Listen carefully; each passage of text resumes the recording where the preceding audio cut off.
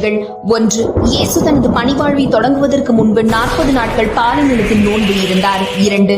மோசே 40 நாட்கள் இரவும் பகலும் சீனாய் மலையில் தங்கியிருந்து 10 கட்டளைகளை பெற்றார்.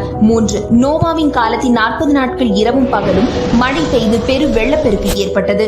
4. எலியா உண்ணா நோன்பிருந்து 40 பகலும் 40 இரவும் நடந்து ஓரேபு என்ற கடவுளின் மலையை அடைந்தார். 5. இஸ்ரேலர்கள் தங்களின் கீழ்ப்படியாமல் 40 ஆண்டுகள் பாலை நிலத்தில் அலைந்து திரிந்தனர். 6. யோனா நினிவே நகர மக்களுக்கு இன்னும் 40 நாளில் நினிவே அழிக்கப்படும் என்று இறைவாக்கு உரைத்தார். 7. தாவீது இஸ்ரேலை 40 ஆண்டுகள் ஆட்சி செய்தார். 8. கோலியாத் இஸ்ரேலுக்கு எதிராக 40 நாட்கள் சவால் விட்டான். 9. யூதா வீட்டாரின் குலத்தை அடையாளப்படுத்த எசேக்கியேல் 40 நாட்கள் வலப்பக்கமாய் படுத்தார். 10. இயேசு உயிர்த்தெழுந்த பின் 40ஆம் நாள் விண்ணேற்பு அடைந்தார்.